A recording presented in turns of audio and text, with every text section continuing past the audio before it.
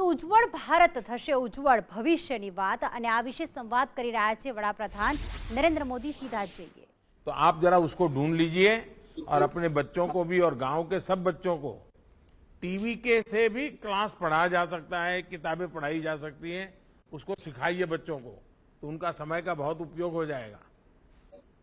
करेंगे कलहा जी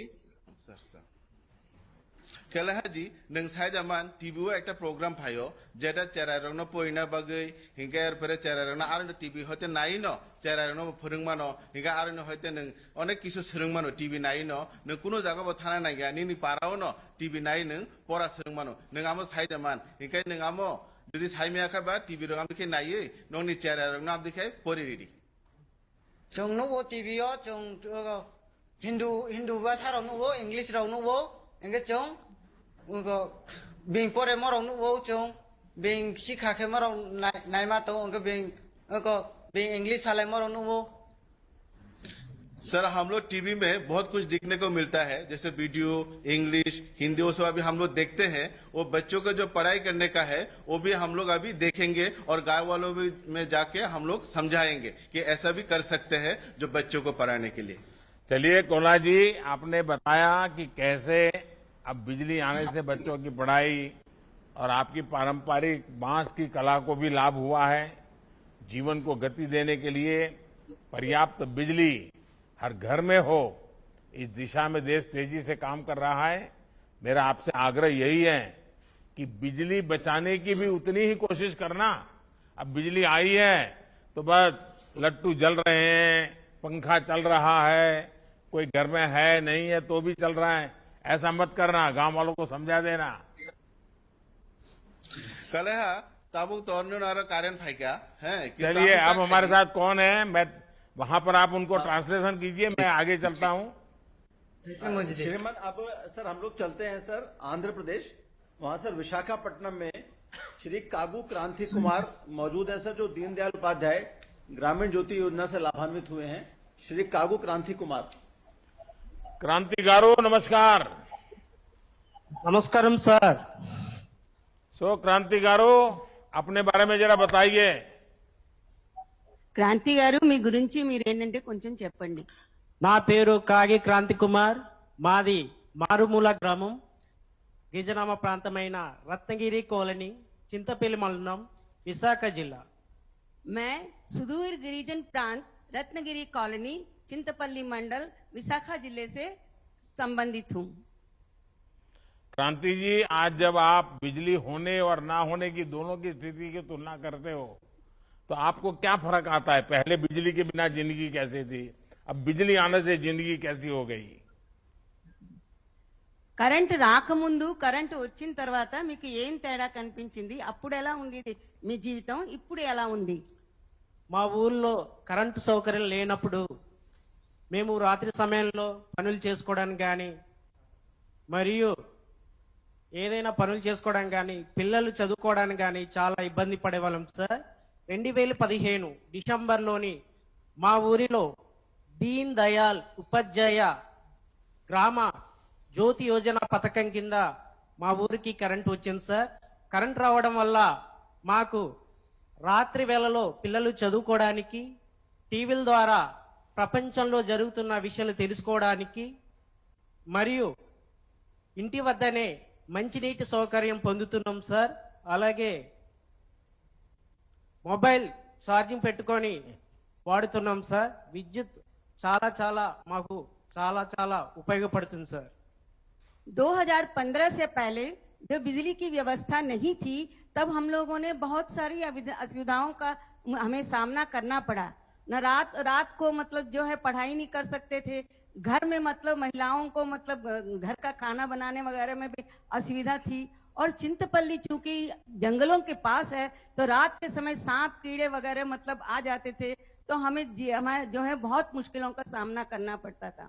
2015 दिसंबर में दीनदयाल उपाध्याय ग्रामीण ज्योति योजना के अंतर्गत हमें जो है बिजली की व्यवस्था कराई गई।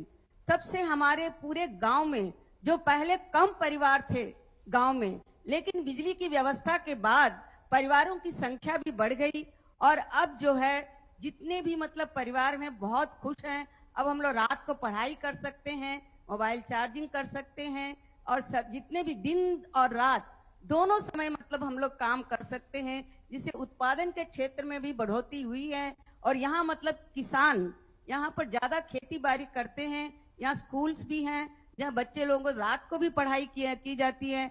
और सबसे बड़ी उपलब्धि ये है कि यहाँ मतलब गिरिजन प्रांत जो है दूर तक मतलब कच्ची सड़क है।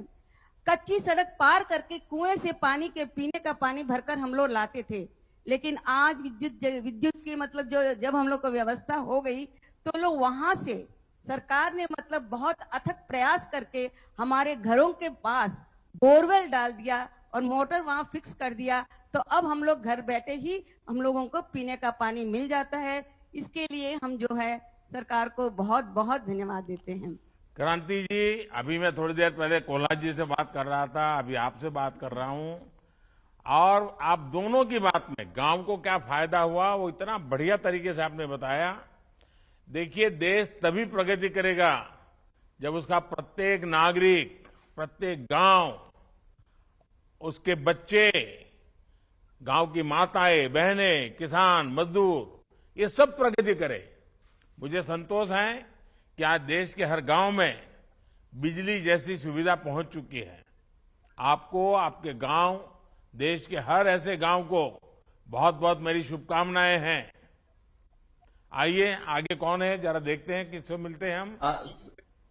सर आगे सर उत्तर प्रदेश के वाराणसी में परमिला देवी जी सर मौजूद हैं, जो sir integrated power development scheme sir उनके इलाके में लागू की गई है। वो सर आपको अपना अनुभव बताना चाहेंगी। प्रमिला देवी जी। हर हर महादेव। प्रमिला जी,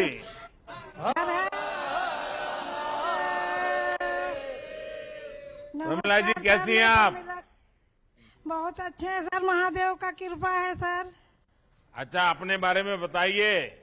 और ये सावन महीना चल रहा है तो काशी विश्वनाथ धाम का दर्शन किया कि नहीं किया? अब कल जाने वाले हैं सर, आज आपसे मिल के कल जाएंगे महादेव के दर्शन करने। तो मेरी तरफ से भी मत्था टिकवा दीजिए। बहुत, हाँ सर, मना लेंगे। हाँ। प्रमिला जी बताइए। हम सिगड़ोल का रहने वाले हैं सर,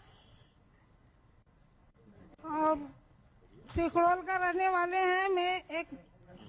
मैं एक गृहिणी हूँ सर। मेरे पास 4 बच्चे हैं और मेरे एक छोटा किराने की दुकान है जो मैं चलाती हूँ। अकाया, योगी जी की सरकार के पहले कितनी बिजली आती थी? अब उस हालत में किस तरह सुधार हुआ है? सर, मेरे द्वार के पास एक खंभे था बिजली का, जिसमें से बहुत ज्यादा तार फैले हुए थे। इसमें बहुत ज्यादा खतरा बना रहता था, जो अब अंडरग्राउंड हो गया है। सारे तार खत्म हो गया है, इसलिए हम लोग का अब बहुत मतलब अच्छा फील होता है। पहले तो आसमान में देखते थे तो तार ही तार दिखते थे, अब तो काशी भी सुंदर लगता है। अब बहुत अच्छा, काशी सुंदर लगता है सर। बनारस बहुत अच्छा लगता है। अच्छा प्रमिला जी, जी बनारस समेत जी, देश के बड़े हिस्से में हाँ यही स्थिति रही है। हाँ हाँ सर, खुले तारों से लोगों की सुरक्षा को भी खतरा था, हाँ, और खुला लोकल तारों से बहुत खतरा था। फॉल्ट भी होता रहता था। आपने अभी बताया कि कैसे अब ज्यादा और बेहतर बिजली मिल रही है। बहुत हमारी ज्यादा कोशिश बिजली है मिल रहा है सर। कि हम तेजी से पूरे देश में बिजली की आधुनिक व्यवस्था बनाएं, लोगों का जीवन आसान करें। चलिए, सबको, काशीवासियों को मेरा प्रणाम कह दीजिए, हर एक को मेरा हर हर महादेव कह दीजिए। आइए देखते हैं अगले कौन है। मेरा प्रणाम, नमस्कार।